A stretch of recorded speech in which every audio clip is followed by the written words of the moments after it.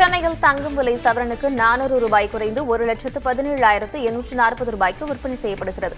ஒரு கிராம் தங்கம் 50 ரூபாய் குறைந்து 14,730 ரூபாய்க்கு விற்பனையாகிறது. வெள்ளி விலை மாற்றமின்றி ஒரு கிராம் 295 ரூபாயாகவும் ஒரு கிலோ 2,95,000 ரூபாயாகவும் உள்ளது. கோவையில் 10 வயது சிறுமி கடத்தி கொலை செய்யப்பட்டுள்ள கொடூர சம்பவம் பெரும் அதிர்ச்சியையும் வேதனையையும் ஏற்படுத்தியுள்ளதாக எதிர்க்கட்சித் தலைவர் உதயநிதி ஸ்டாலின் தெரிவித்திருக்கிறார். இந்த மிருகத்தனமான செயலுக்கு உண்மையான நீதி கிடைக்க வேண்டும் என வலியுறுத்தியுள்ள அவர், குற்றவாளிகளுக்கு விரைந்து கடுமையான தண்டனை பெற்றுத்தர வேண்டும் என கோரியுள்ளார். புதிய அரசு பொறுப்பேற்ற கடந்த 12 நாட்களில் மட்டும் பாலியல் வன்கொடுமை, கஞ்சா கடத்தல், ரவுடிகள் தாக்குதல், ஆளுங்கட்சியினரின் அராஜகம் என 30க்கும் மேற்பட்ட பெரிய குற்றச்சம்பவங்கள் நடந்துள்ளதாக சுட்டிக்காட்டியுள்ளார். இது மாநிலத்தின் சட்டம் ஒழுங்கையே முற்றிலுமாக கேள்விக்குறியாக்கியுள்ளது என குற்றம் சாட்டினார். இனிமேல் இதுபோன்ற கொடூரமான சம்பவங்கள் நிகழாமல் தடுக்க முதல்வர் சட்டம் ஒழுங்கிற்கு முதல் முக்கியத்துவம் அளிக்க வேண்டும் என்றும் உதயநிதி ஸ்டாலின் கேட்டுக் கொண்டுள்ளார். கோவை சூலூரில் 10 வயது சிறுமி பாலியல் வன்கொடுமை செய்யப்பட்டு படுகொலை செய்யப்பட்ட சம்பவம் பெரும் அதிர்ச்சியை ஏற்படுத்தியுள்ளதாக பாமக தலைவர் அன்புமணி ராமதாஸ், அமமுக தலைவர் டிடிவி தினகரன் உள்ளிட்ட அரசியல் தலைவர்கள் கண்டனம் தெரிவித்துள்ளனர். இக்கொடூர குற்றத்தில் ஈடுபட்ட கைவர்களுக்கு தூக்கு தண்டனை பெற்றுத் தருவதை தமிழக அரசு உறுதி செய்ய வேண்டும் என்று அன்புமணி ராமதாஸ் குறிப்பிட்டுள்ளார். அதேபோல தமிழகத்தில் நாளுக்கு நாள் அதிகரித்து வரும் பெண்களுக்கு எதிரான குற்றங்கள் சட்டம் ஒழுங்கை தாண்டி சமூக மனிதநேயத்தையே கேள்விக்குறியாக்கியுள்ளதாகவும் டிடிவி தினகரன் தெரிவித்துள்ளார். திமுகவைச் சேர்ந்த முன்னாள் அமைச்சர்களை விசாரிக்க கோரி தமிழக அரசுக்கு அமலாக்கத்துறை அடுத்தடுத்து கடிதங்களை அனுப்பி வருவது பேசுபொருளாகியுள்ளது. திமுகவைச் சேர்ந்த முன்னாள் அமைச்சர் செந்தில் பாலாஜியை தொடர்ந்து தற்போது முன்னாள் மீன்வளத்துறை அமைச்சர் அனிதா ராதாகிருஷ்ணனை விசாரிக்க அனுமதி கோரி மே 20ஆம் தேதி அமலாக்கத்துறை கடிதம் அனுப்பியுள்ளது. புதிய குற்றவியல் சட்டமான பாரதிய நாகரிக் சுரக்ஷா சன்ஹிதா பிரிவின் கீழ் 120 நாட்களுக்குள் அனுமதி வழங்க கோரி இந்த 4 பக்க கடிதம் அனுப்பப்பட்டுள்ளது. 5 நாட்களில் அமலாக்கத்துறை அனுப்பும் 2வது கடிதம் இது என்றாலும் தமிழக அரசு தரப்பில் இதுவரை எந்த பதிலும் அளிக்கப்படவில்லை.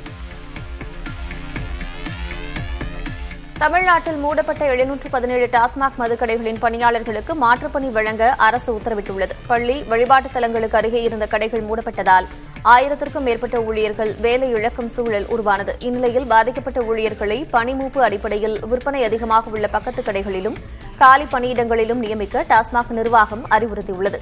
மீதமுள்ள பணியாளர்களை டாஸ்மாக் கிடங்குகள் மற்றும் மாவட்ட அலுவலக பணிகளில் அமர்த்த கோரி அனைத்து மாவட்ட மேலாளர்களுக்கும் சுற்றறிக்கை அனுப்பப்பட்டிருக்கிறது.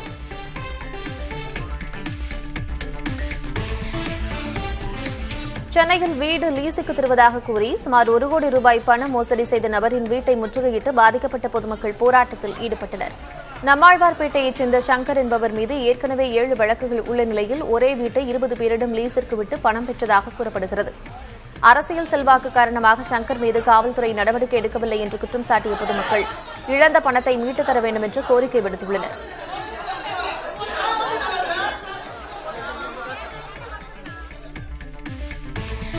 ராமநாதபுரம் மாவட்டத்தில் பாம்பன் சாலை பாலம் சேதமடைந்துள்ளதால் மக்கள் அவதிக்குள்ளாகி வருகின்றனர். கடந்த வாரம் பெய்த மழையால் சுமார் 2 கிலோமீட்டர் தூரமுள்ள பாம்பன் சாலை பாலத்தின் பல்வேறு பகுதிகளில் ஆங்காங்கே பள்ளங்கள் ஏற்பட்டுள்ளன.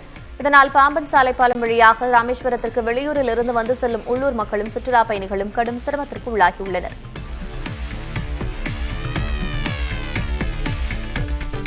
விழுப்புரம் மாவட்டம் செஞ்சி அருகே அமைந்துள்ள நங்கிலிக்குண்டான் சுங்கச்சாவடியில் கட்டண உயர்வு அமலுக்கு வந்துள்ளது.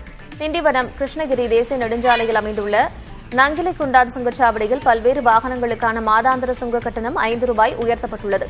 கார், ஜீப், வேன் போன்ற வாகனங்களுக்கான கட்டணத்தில் மாற்றமில்லை. எனினும் இதர இலகு ரக மற்றும் கனரக வணிக வாகனங்களுக்கு கட்டண உயர்வு செய்யப்பட்டுள்ளது.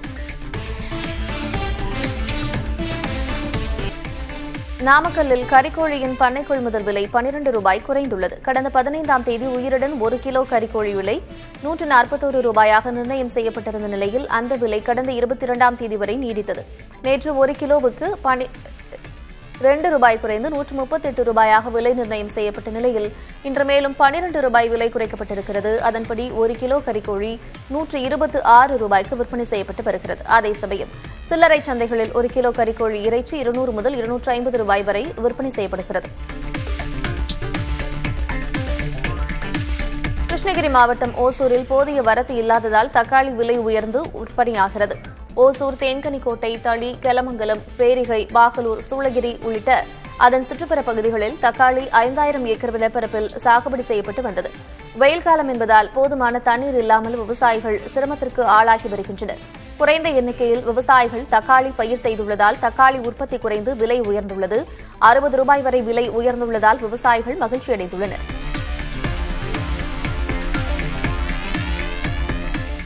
கேரளத்தில் திருச்சூரில் சாலையில் சென்று கொண்டிருந்த யானை திடீரென மிரண்டு ஓடியது. அப்போது வழியில் உள்ள மரங்களை முறித்தும் குடியிருப்புகளையும் வாகனங்களையும் சேதப்படுத்தியவாறும் அந்த யானை சென்றது. தனது தந்தத்தால் யானை ஒரு காரை தூக்கி கவிழ்த்தது. அப்போது காருக்குள் ஒரு பெண் அமர்ந்திருந்தார். சாலையில் சென்று கொண்டிருந்த மக்கள் அலறி அடித்து தப்பித்து ஓடினர்.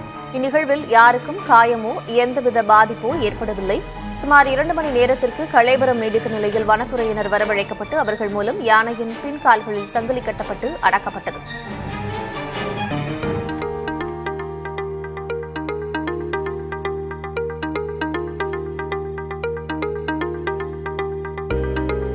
நெல்லை மாவட்டம் மணிமுத்தாறு அணை அடிவாரத்தில் கார்கால நெல் நடவு பணிகள் தீவிரமடைந்துள்ளன.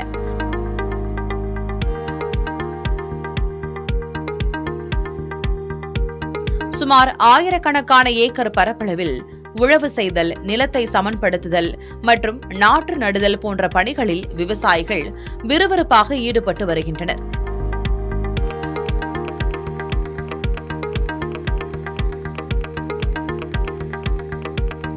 இந்த விவசாய பணிகளின் பிரம்மாண்ட பருந்து பார்வை காட்சிகள் தற்போது இணையத்தில் வைரலாகி வருகின்றன.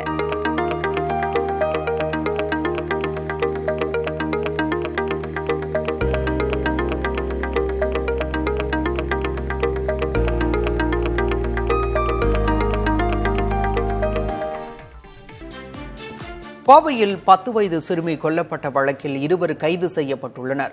சூலூர் அருகே 10 வயது சிறுமி கடத்தப்பட்டு கொலை செய்யப்பட்ட சம்பவம் தமிழகத்தையே உலுக்கியது. இதனையடுத்து குற்றவாளிகளை கைது செய்ய கோரி பொதுமக்கள் மற்றும் சிறுமியின் உறவினர்கள் போராட்டத்தில் ஈடுபட்டனர். அதனைத் தொடர்ந்து முக்கிய குற்றவாளியான கார்த்திக் என்பவரை சுட்டு பிடித்த காவல்துறையினர் அவரை கோவை சிறையில் உள்ள மருத்துவமனையில் அனுமதித்துள்ளனர். மேலும் குற்றத்திற்கு உடந்தையாக இருந்த மோகன்ராஜ் என்பவரும் கைது செய்யப்பட்டு நீதிமன்ற காவலில் சிறையில் அடைக்கப்பட்டுள்ளார். கோவையில் 10 வயது சிறுமி கொல்லப்பட்ட வழக்கில் குற்றவாளிகளுக்கு அதிகபட்ச தண்டனை பெற்றுத்தரப்படும் என அமைச்சர் சம்பத்குமார் தெரிவித்துள்ளார். கோவையில் செய்தியாளர்களிடம் பேசிய அவர், பாதிக்கப்பட்ட சிறுமியின் குடும்பத்துக்கு தேவையான உதவிகளை செய்ய அரசு தயாராக இருப்பதாக கூறினார். துரிதமாக செயல்பட்டு குற்றவாளிகளை கைது பண்ணியிருக்காங்க. இப்போ போஸ்ட்மார்ட்டம் ரிப்போர்ட் வந்ததுக்கப்புறம் மேற்கொண்ட விசாரணைகள் வந்து அது துரிதப்படுத்தப்படும். குற்றவாளிகள் 2 பேரும் இன்னைக்கு கஸ்டடியில் இருக்காங்க. காவல் நீதிமன்ற காவலில் கொண்டு போயிருக்காங்க. சார்ஜ் ஷீட் இமிடியேட்டாக போடணுங்கிறத நான் கேட்டிருக்கிறேன். குற்றவாளிகளுக்கு உச்சபட்ச தண்டனையை வாங்கி தரதில் அரசும் உறுதியாக இருக்குது. பாதிக்கப்பட்ட குடும்பங்களுக்கு தேவையான நிவாரணங்களுக்கு செய்யறதுக்கு நாங்கள் தயாராக இருக்கிறோம். இந்த மாதிரி சம்பவம் இதுவே இறுதியாக இருக்கணும், நாங்கள் உறுதியாக இருக்கிறோம். இனிமேல் இந்த மாதிரி குற்ற சம்பவங்கள் ஈடுபடுறது, அது மாதிரி சிந்தனையே வரக்கூடாத அளவுக்கு தண்டனைகள் கடமைப்படுத்தப்படுறதுங்கிறது முதல்வருடைய எண்ணமாக இருக்குது. நிச்சயமாக செயல்படுத்துவார்.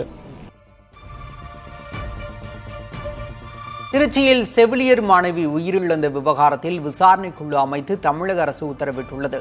அரசு மருத்துவக் கல்லூரி மருத்துவமனையில் மூக்கடைப்பு சிகிச்சைக்காக அனுமதிக்கப்பட்ட செவிலியர் மாணவி தவறான சிகிச்சையால் உயிரிழந்ததாக கூறப்படுகிறது.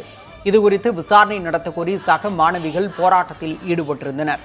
இந்நிலையில் சென்னை ராஜீவ்காந்தி அரசு மருத்துவமனை கண்காணிப்பாளர் பாஸ்கர் தலைமையில் 3 பேர் கொண்ட சிறப்பு விசாரணைக்குழு அமைத்து மருத்துவ மற்றும் மக்கள் நல்வாழ்வுத்துறை கூடுதல் செயலர் உத்தரவிட்டுள்ளார்.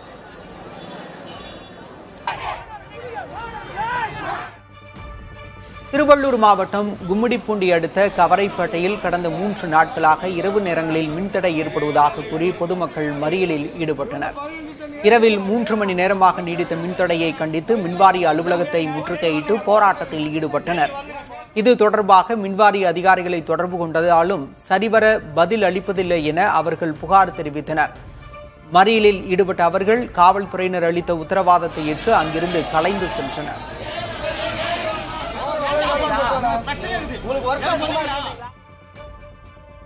வேலூர் மாநகரின் பல பகுதிகளில் தொடர்ந்து மின்வெட்டு ஏற்பட்டு வருவதால் பொதுமக்கள் மிகுந்த சிரமத்திற்கு ஆளாகி வருகின்றனர். விருப்பாச்சிபுரம், தொரப்பாடி, பெருமுகை, சலவன்பேட்டை உள்ளிட்ட பகுதிகளில் பகல் இரவு நேரங்களில் 1 மணி நேரத்தை கடந்தும் மின்வெட்டு நீடிப்பதாக புகார் கூறப்படுகிறது. வெப்ப அலை உஷ்ணம் காரணமாக ஏற்கனவே அவதியுற்று வரும் நிலையில் இரவில் ஏற்படும் மின்வெட்டு காரணமாக தூக்கம் கெடுவதாகவும் முதியவர்கள், குழந்தைகள் மிகுந்த இன்னலுக்கு ஆளாகி வருவதாகவும் பொதுமக்கள் வருத்தம் தெரிவிக்கின்றனர். நம்ம இரவு நேரத்தில் கடந்த 2 நாளாக இரவு நேரத்தில் அடிக்கடி மின்வெட்டு ஆகுதுங்க. இப்போ ஃபோன் பண்ணால் கூட நேற்று ரெஸ்பான்ஸே இல்லைங்க. நேற்று கரெக்டாக 11 மணிக்கு நைட் கரண்ட் ஆஃப் பண்ணிடுறாங்க. அதுக்கப்புறம் திருப்பி ஜேஇ கால் பண்ண பிறகு அதுக்கப்புறம் ஆள் அனுப்பிச்சு நேற்று நல்லா ரெடி பண்ணி கொடுத்தாங்க. ஒரு சில டைமில் அவங்க ரெஸ்பான்ஸ் பண்ணுறது இல்லை. வசதியாக இருக்கிறவங்க இன்வெர்டர் வச்சுப்பாங்க, இல்லை ஏசி போட்டுப்பாங்க, எதனா பண்ணியிருப்பாங்க. வசதியே இல்லாத நிறைய அங்கே ஓரளவுக்கு எல்லாருமே மிடில் ஏஜ் தான். அதனால அந்த மாதிரி ஏரியாவில் கொஞ்சம் கம்ப்ளைண்ட் பண்ணால் சீக்கிரமாக அதுக்கு ரிலீவ் கொடுத்தாங்கன்னா எங்களுக்கு கொஞ்சம் நல்லாயிருக்கும். ஒரு வாரமாக இப்போதாங்க ரொம்ப பிரச்சனையாகுது. அதுவும் முந்தினேற்று 5 மணிக்கு போன கரண்ட்டு வெடிகாலம் 3 மணிக்கு தான் வந்துச்சு. பச்சை குழந்தைங்களை வச்சுக்கின்னு நாங்கள் என்ன பண்ணுவோம்? கொசு தொல்லை வேற, வயசானவங்களை வச்சுக்கின்னு ரொம்ப பெஜார்படுறோம். இங்கே யாரும் அதை பற்றி கேட்கறதில்ல. வெடிகாலம் கரண்ட் ஆப்பு நேற்று நைட்டு 7 மணிலேருந்து நைட்டு 10 மணிக்குள்ளே 4-5 முறை கரண்ட் ஆஃப் ஆயிடுச்சு. கரண்ட் இல்லாத இருக்க முடியல. நைட்டு மட்டும் 5 முறை 6 முறை கட்டாய் வருது. அப்படி இருந்தாலும் லோ வோல்டேஜ் தான். லோ வோல்டேஜ் ஃபேனே ஓடலை. இதில் பெரியவங்க, சின்னவங்க, குழந்தைங்க, பேஷண்ட்டுக்கு எல்லாமே இருப்பாங்க. A to Z எல்லாருக்குமே கஷ்டம் இந்த கரண்ட் இல்லாதனால. கடந்த 3 நாட்களாக சென்னையில் வெயில் சுட்டெரித்து வந்த நிலையில் இன்று காலை முதல் வானம் இருண்டு மேகமூட்டத்துடன் காணப்படுகிறது. வெயிலின் தாக்கம் நாளுக்கு நாள் அதிகரித்து வரும் நிலையில் திடீரென்று குளிர்ந்த வானிலை நிலவி வருவதால் பொதுமக்கள், வாகன ஓட்டிகள் ஆசுவாசம் அடைந்தனர். வானம் ஓரளவு மேகமூட்டத்துடன் காணப்படுகிறது. மாலை அல்லது இரவு நேரங்களில் இடிமின்னலுடன் கூடிய லேசானது முதல் மிதமான மழை பெய்ய வாய்ப்பு உள்ளதாக சென்னை வானிலை ஆய்வு மையம் தெரிவித்துள்ளது. கோடை வெயில் வாட்டி வதைத்த நிலையில் சென்னையில் வெப்பம் தணிந்து குளிர்ச்சியான சூழல் நிலவியதால் மெரினா கடற்கரையில் ஏராளமான மக்கள் குவிந்தனர். தினமும் 100 டிகிரி ஃபாரன்ஹீட்டை கடந்து வெப்பநிலை பதிவாகி வந்த நிலையில் இன்று காலை திடீரென கருமேகங்கள் சூழ்ந்தன. தரைக்காற்றின் வேகம் அதிகரித்துள்ளதால் குளிர்ச்சியான சூழல் நிலவியது. இதனால் குழந்தைகளுடன் பொழுதை செலவிட கடற்கரைக்கு பொதுமக்கள் ஏராளமானோர் வந்தனர். இதற்கிடையே புழுதி புயல் ஏற்பட்டதால் அங்கு வந்திருந்த மக்கள் மற்றும் சாலையில் சென்ற வாகன ஓட்டிகள் அவதியடைந்தனர். மே மாதம் பார்த்தீங்கன்னா ஜாஸ்தி வெயில் எக்கச்சக்கமாக இருந்தது. நேற்றெல்லாம் முடியவே இல்லை வீட்டில் இருக்கிறதுக்கு. இன்னைக்கு கிளைமேட் காலையில் எழுந்துச்சு ரொம்ப நல்லா இருந்ததால சரி பீச் பக்கம் வரலாம் சொல்லி ஃபேமிலியோடு நாங்கள் வந்தோம். வந்து பார்த்தா ரொம்ப அருமையாக இருந்தது. நல்ல கிளைமேட் நல்லா இருந்தது. இல்லை வெயில்லாம் எதுவும் இல்லை, நல்லா கூலிங்காக இருக்குது. ஏரியா பனி காலம் போல இருக்குது. நேற்றுக்கு இருந்த வெயிலுக்கும் இன்னைக்கு இருக்கிற கிளைமேட்டுக்கும் டிஃப்ரெண்ட்டாக ஆயிடுச்சு. இன்னைக்கு ஒரு நாள்லேயே என்ஜாய் பண்ணுறோம். திருவண்ணாமலை மாவட்டம் வந்தவாசி அருகே ஆட்டோ ஓட்டுநர்கள் தங்களது ஆட்டோக்களின் மேற்கூரையில் பனை ஓலைகள் மற்றும் மர இலைகளை கட்டி நூதன முறையில் வெயிலின் தாக்கத்தை குறைத்து வருகின்றனர். மருதநாடு கிராமத்தில் 107 டிகிரி ஃபாரன்ஹீட்டை கடந்து வெயில் வாட்டி வதைக்கும் நிலையில் வெப்பத்திலிருந்து தங்களை பாதுகாத்துக் கொள்ள பல்வேறு முயற்சிகளில் மக்கள் ஈடுபட்டுள்ளனர். வெயிலின் தாக்கத்தால் தாகம் அதிகம் எடுப்பதாகவும் இதனால் தினமும் 5 லிட்டர் தண்ணீர் வரை அருந்துவதாகவும் ஆட்டோ ஓட்டுநர்கள் தெரிவிக்கின்றனர். நியூஸ்லயும் சொல்றாங்க, இன்னைக்கு பார்த்தா செம வெயில், 3 நாளா தாங்க முடியல வெயில். ஆட்டோவிலையும் பார்த்தா மரத்தையும் பனை ஓலையும் சேர்த்து பண்ணி ஆட்டோ ஓட்டின்னு இருக்கிறாங்க. அதே மாதிரி மரக்கன்றுங்களை வச்சு மழை பெய்யறதுக்கு பேணி காக்கணும். அரசாங்கமும் பொதுமக்களும் இணைந்து மரக்கன்றுகளை நட்டு பேணி காக்கணுமா. நாடு முழுவதும் பெட்ரோல், டீசல் விலை தொடர்ந்து 3வது முறையாக உயர்த்தப்பட்டுள்ளது. சென்னையில் பெட்ரோல் விலை லிட்டருக்கு 82 காசுகள் உயர்ந்து 105 ரூபாய் 31 காசுகளாகவும், டீசல் 87 காசுகள் உயர்ந்து 96 ரூபாய் 98 காசுகளாகவும் விற்பனையாகிறது. அதேபோல சிஎன்ஜி விலையும் கிலோவுக்கு 1 ரூபாய் உயர்த்தப்பட்டுள்ளது. கடந்த 10 நாட்களில் மட்டும் பெட்ரோல் விலை சுமார் 5 ரூபாய் உயர்த்தப்பட்டிருப்பது குறிப்பிடத்தக்கது. இந்த தொடர் விலை உயர்வு பொதுமக்களுக்கு பெரும் அதிர்ச்சியை ஏற்படுத்தியுள்ளது. சர்வதேச கச்சா எண்ணெய் விலை உயர்வு, ரூபாய் மதிப்பு சரிவு உள்ளிட்ட காரணங்களால் எரிபொருள் விலை தொடர்ந்து உயர்ந்து வருவதாக எண்ணெய் நிறுவனங்கள் தெரிவித்துள்ளன. பெட்ரோல், டீசல் விலை சிறிது சிறிதாக உயர்த்தப்படுவது போல் தெரிந்தாலும் அதனால் ஏற்படும் தாக்கம் அதிகம் என்று பொதுமக்கள் தெரிவிக்கின்றனர். எரிபொருள் விலை உயர்வால் போக்குவரத்தோடு சம்பந்தப்பட்டிருக்கும் பல்வேறு சேவைகளின் விலையையும் அது உயர்த்தி விடுவதாக கூறுகின்றனர். தொடர் விலை உயர்வு தங்கள் பொருளாதாரத்தை பாதிப்பதாகவும் பொதுமக்கள் வேதனை தெரிவிக்கின்றனர். வாரம் 2 ரூபா 3 ரூபா நேரது அப்போ சின்னதா தெரியுமே தவிர in a shorter period over the time அது ஆக்சுவலா ஒரு பெரிய இம்பாக்ட் கிரியேட் பண்ணும். And given the shortage and other things I really hope எல்லாமே சரியா வரணும். ஏன்னா நாட் ஜஸ்ட் திஸ் எல்பிஜில இருந்து எல்லாமே ரொம்ப கொஞ்சம் கஷ்டமா தான் இருக்கு. எல்லாமே விலை ஏறும். எல்லாம் ஏறும்போது நம்ம ஒன்றும் பண்ண முடியாது.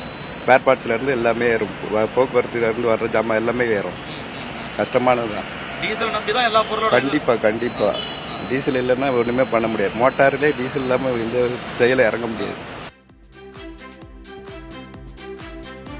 மதுரையில் நிலவி வரும் சிஎன்ஜி எரிவாயு தட்டுப்பாடு காரணமாக ஆட்டோ, கார் மற்றும் அரசு பேருந்து சேவைகள் கடுமையாக பாதிக்கப்பட்டுள்ளன. மேலமடை உள்ளிட்ட நகரின் பல்வேறு பகுதிகளில் உள்ள எரிவாயு நிலையங்களில் வாகனங்கள் நீண்ட வரிசையில் காத்து கிடக்கின்றன. போர்ச்சூழல் காரணமாக விநியோகத்தில் தட்டுப்பாடு ஏற்பட்டுள்ளதாக கூறப்படும் நிலையில் நள்ளிரவு 12 மணி வரை காத்திருந்து ஓட்டுநர்கள் எரிவாயு நிரப்பிச் செல்கின்றனர். இதனால் பொது போக்குவரத்து முடங்கும் அபாயம் ஏற்பட்டுள்ளதாக வாகன ஓட்டிகள் கவலை தெரிவித்துள்ளனர். தேனி மாவட்டம் பெரியகுளம் அருகே மேற்கு தொடர்ச்சி மலை அடிவாரத்தில் உள்ள கும்பக்கரை அருவியில் நீர்வரத்து முற்றிலும் குறைந்திருக்கிறது. அருவியின் நீர்பிடிப்பு பகுதிகளில் மழை குறைந்துள்ளதால் நீர்வரத்து குறைந்துள்ளதாக கூறப்படுகிறது. வனவிலங்குகள் வரும் அபாயம் உள்ளதால் பாதுகாப்பு நடவடிக்கையாக கும்பக்கரை அருவிக்கு சுற்றுலா பயணிகள் செல்ல வனத்துறையினர் தடை விதித்துள்ளனர். இதனால் அருவியில் குளிக்க வந்த சுற்றுலா பயணிகள் மிகுந்த ஏமாற்றத்துடன் திரும்பிச் சென்றனர். மத்திய அரசில் பல்வேறு துறைகளில் பணியாற்ற 51,000 பேருக்கான ஆணையை பிரதமர் மோடி வழங்கினார். காணொலி முறையில் நடைபெற்ற இவ்விழாவில் பணி ஆணைகள் வழங்கப்பட்டன.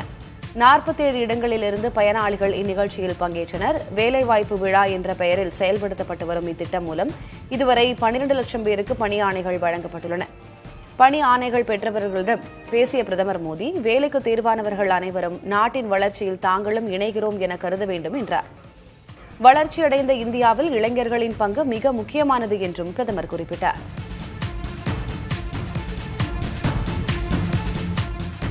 நாடு முழுவதும் பெட்ரோல், டீசல் விலை தொடர்ந்து 3வது முறையாக உயர்த்தப்பட்டுள்ளது. சென்னையில் பெட்ரோல் லிட்டருக்கு 82 காசுகள் உயர்ந்து 105 ரூபாய் 31 காசுகளாகவும், டீசல் 87 காசுகள் உயர்ந்து 96 ரூபாய் 98 காசுகளாகவும் விற்பனையாகிறது. அதேபோல சிஎன்ஜி விலையும் கிலோவுக்கு 1 ரூபாய் உயர்த்தப்பட்டுள்ளது. கடந்த 10 நாட்களில் மட்டும் பெட்ரோல் விலை சுமார் 5 ரூபாய் உயர்த்தப்பட்டிருப்பது குறிப்பிடத்தக்கது. டெல்லி, மும்பை, கொல்கத்தாவிலும் விலை உயர்வு அமலுக்கு வந்துள்ளது. இது தொடர் விலை உயர்வு பொதுமக்களுக்கு பெரும் அதிர்ச்சியை ஏற்படுத்தியுள்ளது. சர்வதேச கச்சா எண்ணெய் விலை உயர்வு, ரூபாய் மதிப்பு சரிவு உள்ளிட்ட காரணங்களினால் எரிபொருள் விலை தொடர்ந்து உயர்ந்து வருவதாக எண்ணெய் நிறுவனங்கள் தெரிவித்துள்ளன.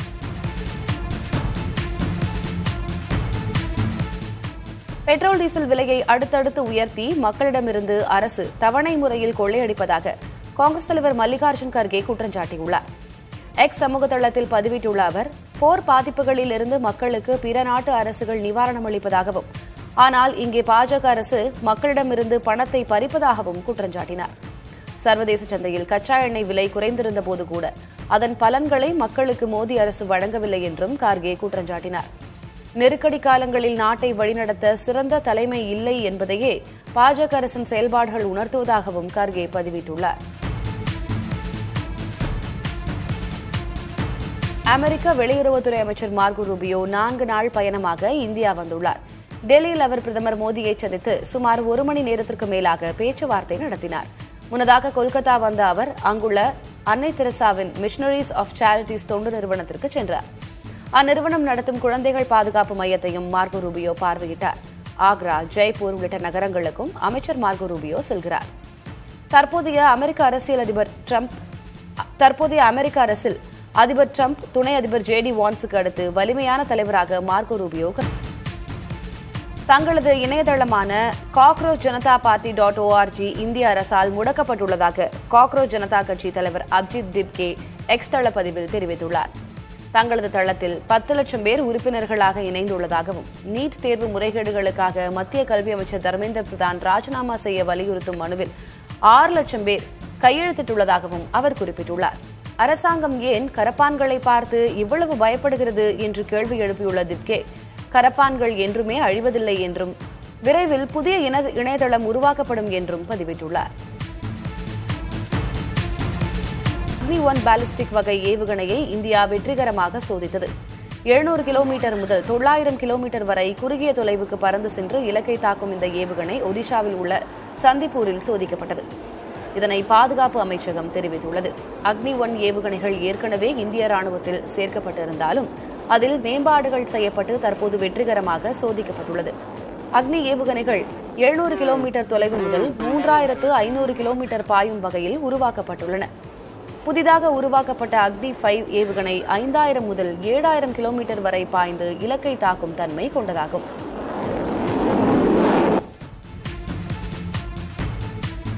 உத்தரப்பிரதேச மாநிலத்தில் கோடைக்காலம் தீவிரமாக இருக்கும் நிலையில் தண்ணீர் தட்டுப்பாடு அதிகரித்துள்ளது. பிரயாக்ராஜ் அருகே உள்ள சங்கர்கர் கிராமத்தில் பெண்கள் குடிநீருக்காக தினசரி 10 கிலோமீட்டர் தொலைவுக்கு நடந்து செல்ல வேண்டிய நிலை உள்ளது. ஒவ்வொரு கோடை காலத்திலும் கொளுத்தும் வெயிலில் கற்கள் நிறைந்த சாலையில் செல்ல வேண்டியிருப்பதாகவும் இப்பிரச்சினை பல ஆண்டுகளாக இருப்பதாகவும் கிராமத்தினர் தெரிவிக்கின்றனர். பிரபல தொழிலதிபரும் உலகின் மிகப்பெரிய பணக்காரருமான எலான் மஸ்கின் ஸ்பேஸ் எக்ஸ் நிறுவனம் ஸ்டார்ஷிப் B3 என்ற பிரம்மாண்டமான ராக்கெட்டை ஏவி சோதித்துள்ளது.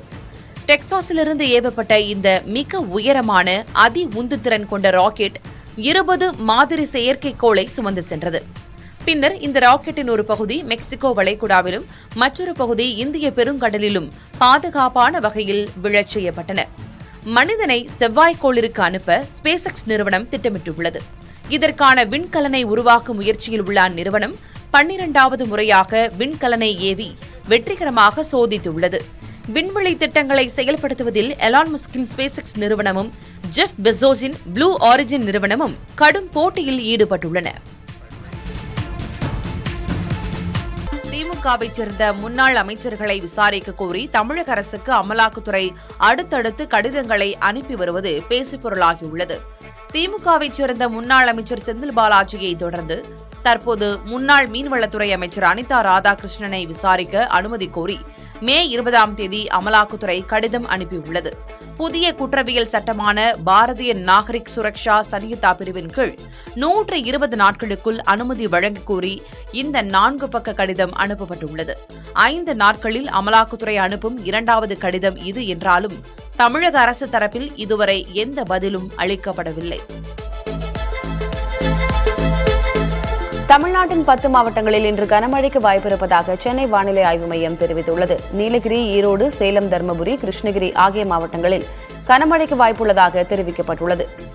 அதேபோல திருப்பத்தூர், வேலூர், திருவண்ணாமலை, கள்ளக்குறிச்சி மற்றும் நாமக்கல் மாவட்டங்களிலும் கனமழை பெய்யக்கூடும் என சென்னை வானிலை ஆய்வு மையம் குறிப்பிட்டுள்ளது.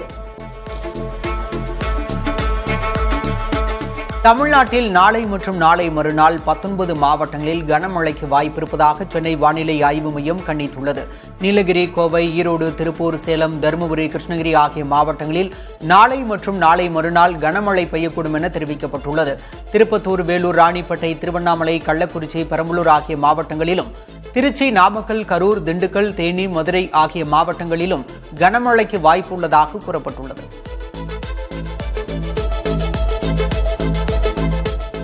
சென்னையில் 2 நாட்களுக்கு மிதமான மழைக்கு வாய்ப்பிருப்பதாக சென்னை வானிலை ஆய்வு மையம் கூறியுள்ளது. இன்றும் நாளையும் சென்னையில் மாலை அல்லது இரவு நேரங்களில் மிதமான மழை பெய்யக்கூடும் என தெரிவிக்கப்பட்டுள்ளது. நாளை சென்னையின் அதிகபட்ச வெப்பநிலை 40 டிகிரி செல்சியஸை ஒட்டியும் குறைந்தபட்ச வெப்பநிலை 30 டிகிரி செல்சியஸை ஒட்டியும் இருக்கக்கூடும் என வானிலை ஆய்வு மையம் கூறியுள்ளது.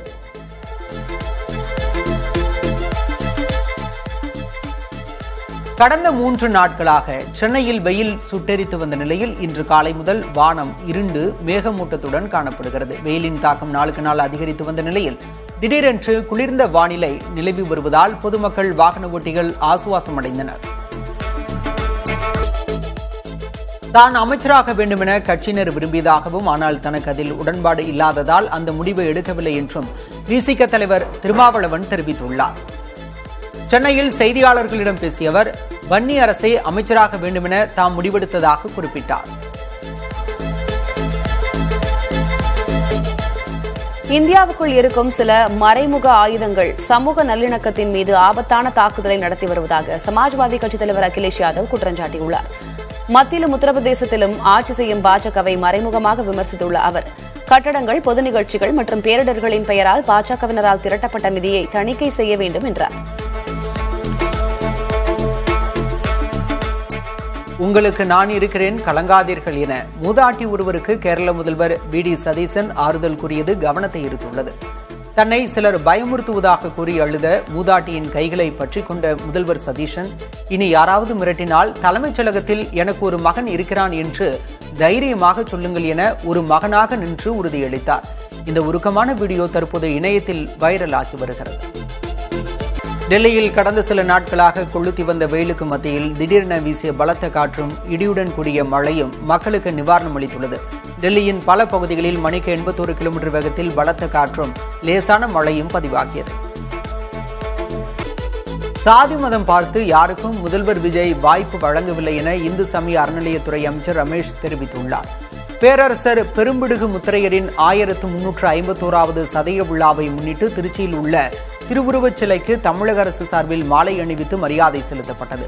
பின்னர் செய்தியாளர்களை சந்தித்த அமைச்சர் ரமேஷ், சாதிய வேறுபாடுகளை களைந்த தந்தை பெரியாரை கொள்கை தலைவராக கொண்டு பணியாற்றி வருவதாக கூறினார்.